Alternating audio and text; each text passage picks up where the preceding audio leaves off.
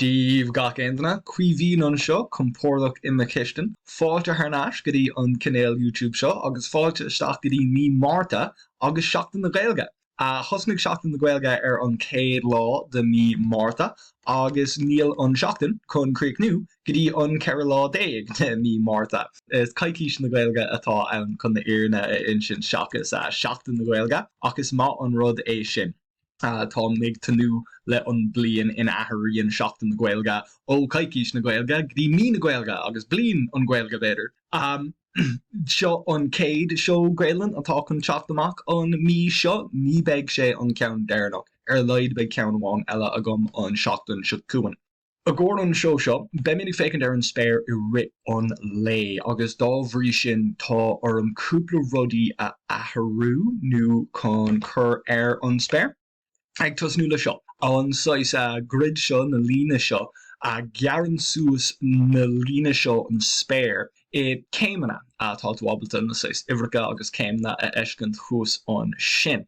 Sin lúda céad is a hochtó céim, agus tá lúda céad is a hochtó céim, beagnach mar an ggéine le a nád céim, beidir bhfuil nád ar an taobh sin. Seo an Grian, díreach I lár an spéir, agus má fearmíad isteach beag mé ábalta cinú, beagnach díreach I lár, tá míad beagáín ar taobh amháin den lína sin, seo an lína a bhfuil mé ag fécint ar an lúda céad is a hochtó, so brú míad a raibh beagáín, ionach. Díreach I lár, beagnach díreach, tá sé dachar a bheith anna crin le rudaí cosúla seo. Ach seo an spéir ag lár an lé má tá míad ag fécint ar an Grian. Dearan an Grian, díreach ar an háas gur Iarnóin a bhfuil ann, díreach I lár an lé, ach má fearimid sios an seo ar an am sé cathrú chun na héin. Má brú míad a raig beagáí, ben míad ábalta eiscint go bhfuil an Grian ag éirú suas san spéir, thart ar an seo ihe an Cónocht, becórgamach an Grian I lár an spéir, begur an brú thnáis beagáí na stólam, chun cinú é sin, díreach é, fethe chun na héin, agus dearan Grian gur Iarnóin nó dóideag go clog a bhfuil ann. Má taringí míad siar, agus gon míad ábalta níos mód an spéir eiscint, seo an Cónocht, díreach idir na gá Grianstad, so tá seo Cónocht an Iraq ag tusach an blian, díreach cloréis Grianstad an Géire. So bhí an Grian ag a pointe is lú ar Grianstad an Géire, tá an Grian taréis teach suas go dtí lár a gcóir an Cónocht, agus má brú míad a raig go dtí lár an saoire, cá bhfuil lár an saoire, thart ar an fethu nó fethe héanú lá an sin an Grian ag a pointe is irde san spéir. Agus len lína seo tá sé anna éasca leiscint, níl an Grian I lár an spéir, díreach os ar ceann, ach níl an Grian ag a pointe is a lú ach irid. Tá míad chun brú raig, agus ribh míad an céad Grianstad eile, tá míad chun sricint an Cónocht eile. Se hé, Cónocht an 4 agus sin é an Grian cinnte ar taobh amháin den lína, ach níl mé chun ligand é sin chuir isteach orm ag an nóméid seo, brú míad a raig ríis agus seo linn Grianstad an Géire, agus sin an Grian ag a pointe is lú. So tá difriocht mór go leor idir an Grian ag a pointe is lú agus a pointe is irde. Níl sé sin an tain difriocht. Brú míad thnáis, níl an am ag léimt timpeall na háite sin go maith, nóir tá míad ag boga ó an Géire go dtí an saoire. I tíranna éagsúil agus fós tá éireann mar ceann den na tíranna sin, athraíonn an am, athraíonn na cloganna. Níl an am ag athrú, ach athraíonn na cloganna, so má taim mé isteach an seo, becórgamach mé ábalta, sin an cnap mí ceart, becórgamach mé ábalta fécint an bhfuil an, seo hé. An bhfuil méid ag cumad an méid solas atá ann I rith an lé. So má chuir mé sin ar siúil a ríis, a níos má brú míad tríd an blian, sin é, an athrú sin. So athraigh an am mar haar ór, ach níor athraigh an am sais go fíor. Seo an am a bhfuil míad ag úsáid, ach níl sé an fear an sais fysicach dearan an Grian. Má brú míad a raig go dtí lár an saoire, Díreach é lár Grianstad an saora tá an Grian in naca leis an lína ceart níl an Grian díreach ar an lína ceart beag ar an brú Iarnóin beáí. Sin é thart ar láthóir tar éis a héan agus tá an Grian agráling go bhfuil sé Iarnóin gohfuil sé dulbeag a clog agus níl an clog ará a dulbeag ach sin de bhar míad san é athrú. Is é daoine tá tar éis rá go bhfuil ar an am athrú thar ór idir an Iraq agus a rís san fór. Níl sé seo rud éigen fhisicach a bhfuil ag tharlúnt. Tá daoine tar éis rá go caihamid na clog na a athrú má buna mé sin dearann sé dulbeag a rís. Well, beag ná go dulbeag, ní dearann sé díreach dulbeag mar níl míad é lúndan. Sin an knap mí ceart. Níl míad i lúndan bhíle céad is da cuaig sin bhádó hin. Níl míad díreach i lúndan inis agus dábhrí sin ní bheith an Grian díreach os ceann a heas díreach ag a dulbeag fiú ar an Cónocht. Níl cathair curcií, níl míad sin in éireann a bhd ó lúndan.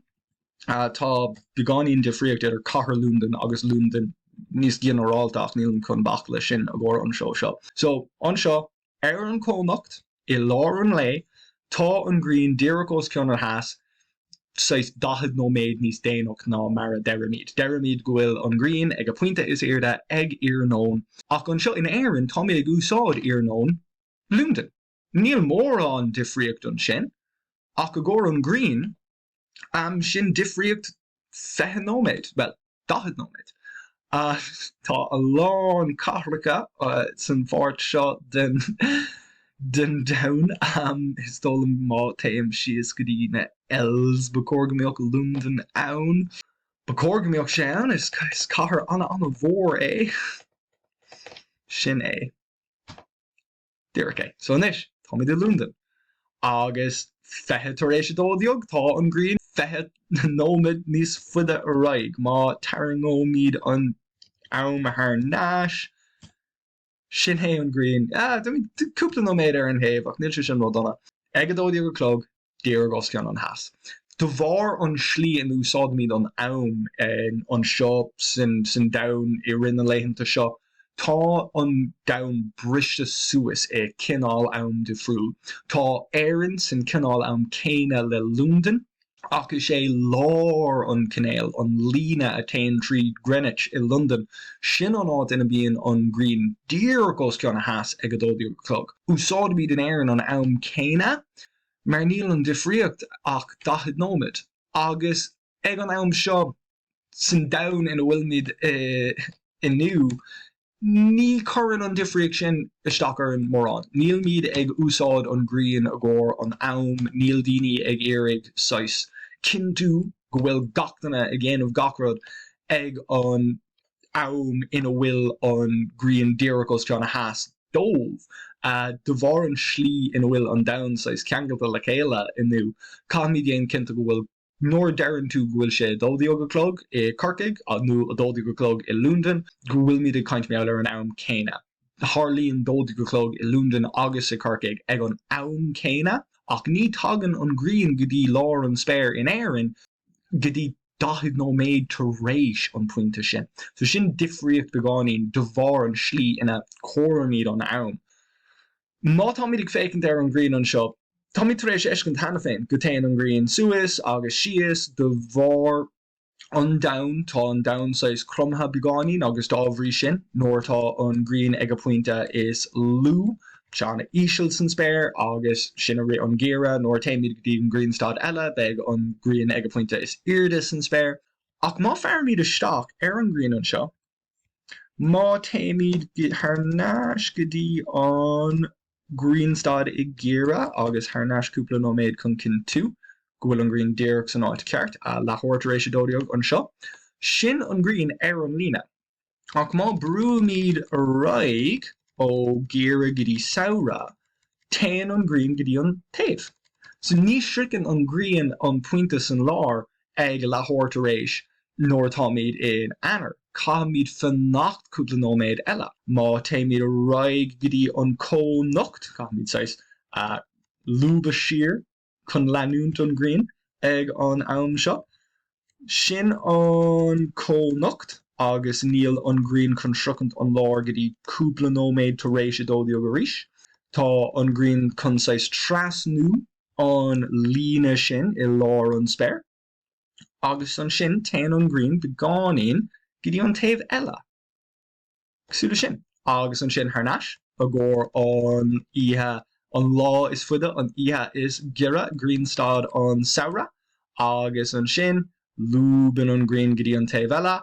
Agus trasníonn an Grian an líne sin a rís a nóir tá méid ag teacht suas go dtí an Cónocht in san fór. So sin an Grian san Cónocht rit an fór, tá an Grian tar éis trasnú an líne sin, agus leislí idir an Cónocht agus an Grianstad, tá an Grian sais bhadó an líne, agus nóra tuicimid tharnais go dtí Grianstad an gira, cóir go tuicimid an Grian tharnais díreach ar an líne sin. Agus sin é an céad lá is feithid, an dara lá is feithid, Congra golóir go dtí an Grianstad, agus sin é an Grian tharnais ar an líne. So seo an Anailéim nó Anailéime, tágan an focail ó sean gréagach, gcuid an tanga Sassanach, gcuid béarla, an focail Anailéime ó sean gréagach, agus dábhrí sin úsáid an Gaeilge beagnach an focail céine Anailéim ó sean gréagach. Ní hagann sé go fíor ó béarla is focail gréagach é a bhfuil daoine á úsáid I méarla agus úsáid míad an focail céine I Gaeilge. So sin an Anailéime nó an Anailéim ó éireann. Tá cuma beáin de friúil ar an Anailéim má tá tú átainna de friúil, agus be mid ag freastal ar átainna de friúil a gcóir an mí seo ag fécint ar an Grian agus conas a bogan sé I ré an Cónocht agus I ré an blian. Má tá simagat san sais ábhar sin, den cinnta go brún tú an canapa listáil a gcóir an cinéal YouTube seo, agus go brún tú an canapa a d'eireann go bhhaileit an show seo, chun cinntu go bhfuil mé ag crothú na sais seo ina ceart. Agus mátá an ceisna go nó éanail tá tú ábalta iad a scríb faoin show seo, tá tú freisin ábalta té go dtí ma siomh idirlín cuivinscontent.ie agus beag tú ábalta léamh beáin neamh na tópaí seo. Seo an céad video as Gaeilge a gcóir seachtain na Gaeilge ní beag sé an ceann deireanach agus dábhrí sin tá cinnta go cílig méthú an céad ára le.